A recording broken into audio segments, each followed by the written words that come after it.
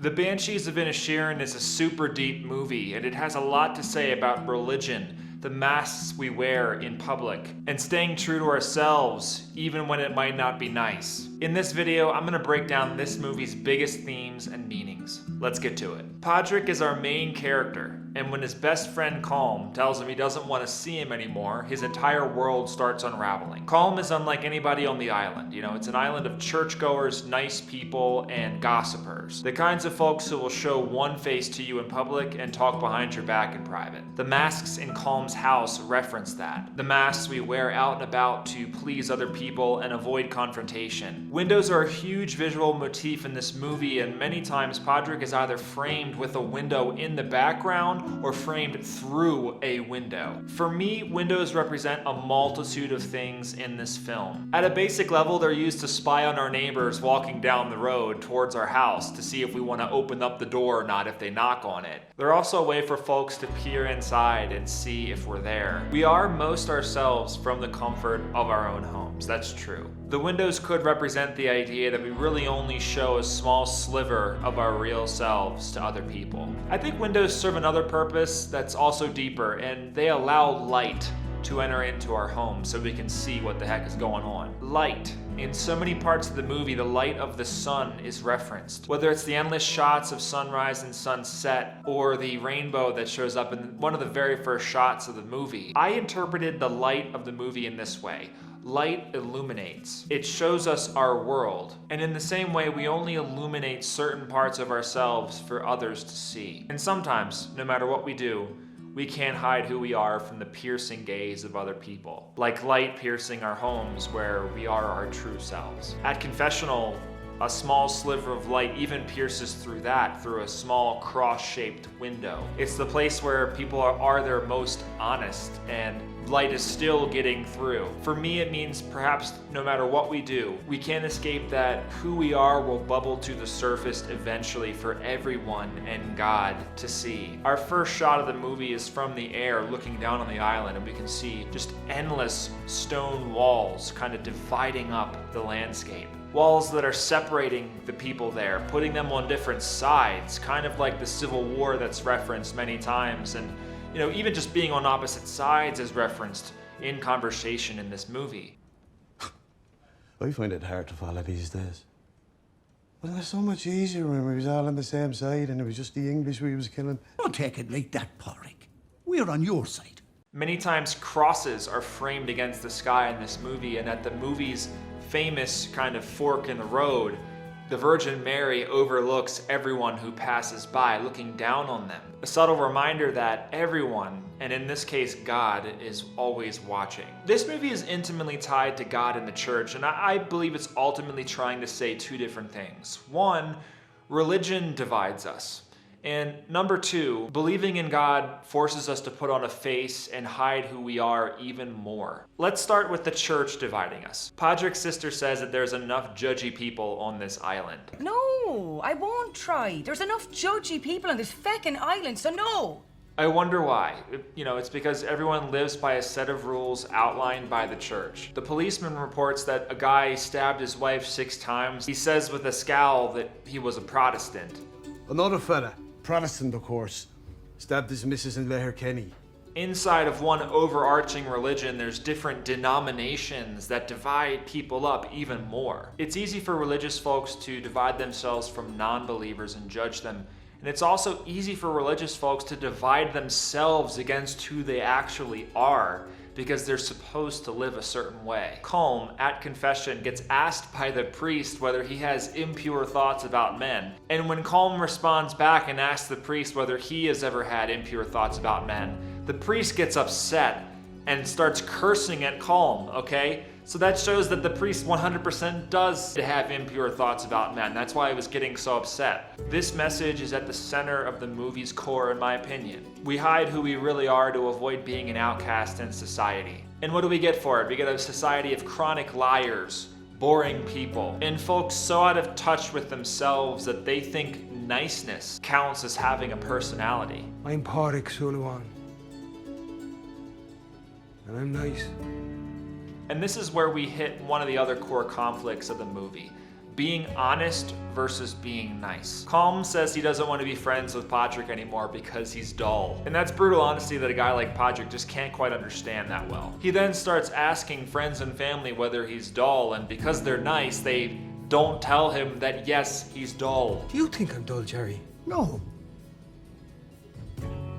That said, They don't think I'm dim or anything. Dim? No. They don't tell him the truth. And perhaps the funniest line of the movie, his sister tells him, "You're not dull, you're nice." do you think I'm dull? No. Because you're not dull, you're nice. That's what I thought. I don't see dullness and niceness at opposite ends of the spectrum here. I think they're actually one and the same a little bit. And I don't think she meant it as they were opposites either. I think it was more of an explanation. Like, you're not dull because you're dull.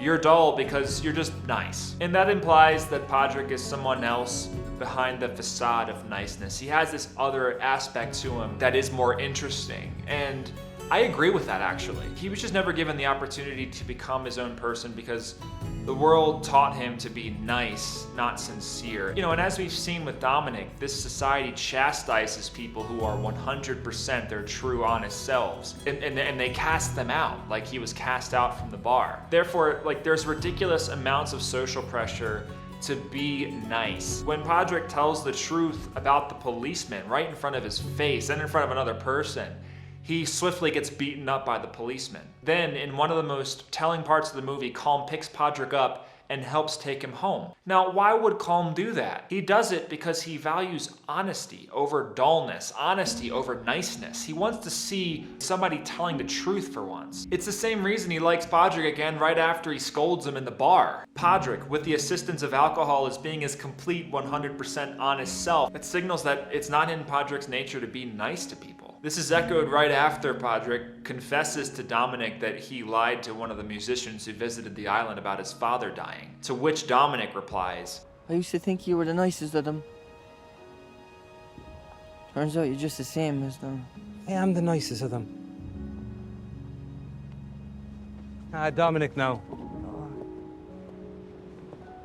Well, maybe I'm not a happy lad, so. One of the film's thesis statements for me comes when Patrick is giving Colm a lashing at the bar, and he says, "Maybe you were never nice." And if I could wager a guess, everyone on that island fakes niceness, not just because it's what God would want, but it's because they have a terror of being alone. If we're nice, people will like us, and we'll never have to be alone ever again. In the beginning of the movie, Patrick's sister asks him if he ever gets lonely. Do you never get lonely, Pádraig? Do I get what?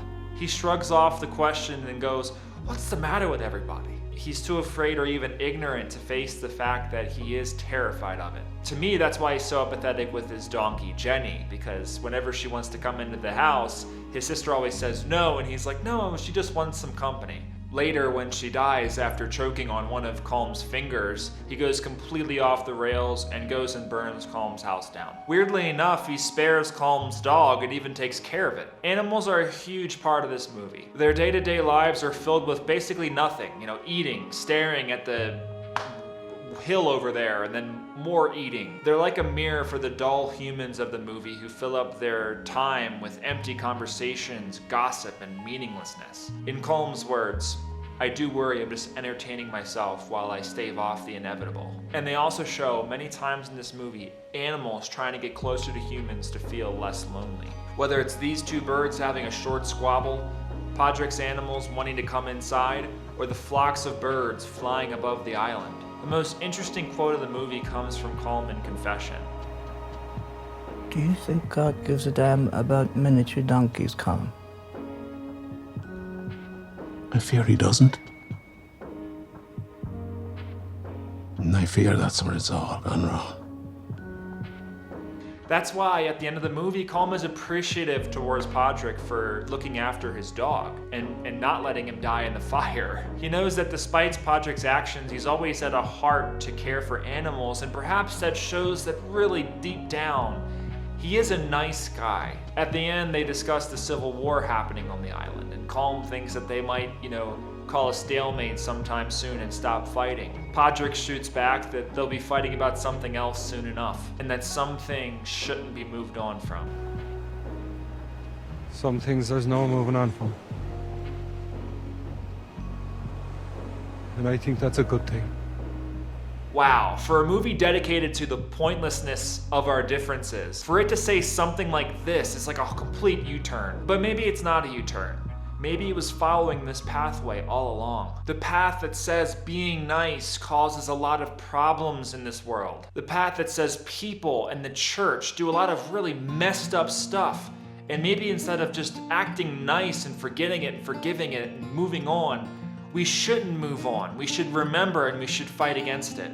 How about we stand up against injustice like Podrick does to the policeman who sexually abuses his own son and physically abuses him as well? How about we get pissed off about priests abusing their power? How about we choose our own happiness instead of looking out for everybody else's happiness all the time? In the final moment of the film, Podrick leaves Colm on the beach. Colm turns around and thanks him for watching his dog, to which Podrick replies,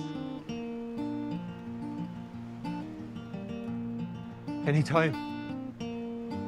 he's being sincere, since it's a dog that we're talking about here. Despite the fact that him and Colm are forever at odds now, he means it when he says that he will watch that dog anytime. For me, it completes Podrick's arc. He's finally his own man. The whole experience showed him who he really is, how bad people can be, and he's decided to choose authenticity over being nice. And it just so happens that when it comes to Colm's animal, a guy that he hates, he's being nice and authentic at the same time because he loves animals.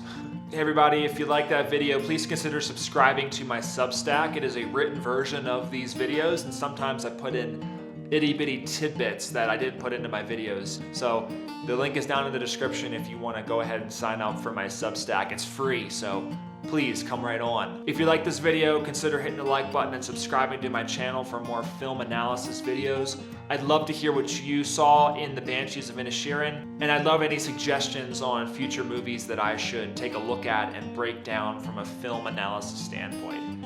I want to say thank you so much for coming by, and I'll see you next time.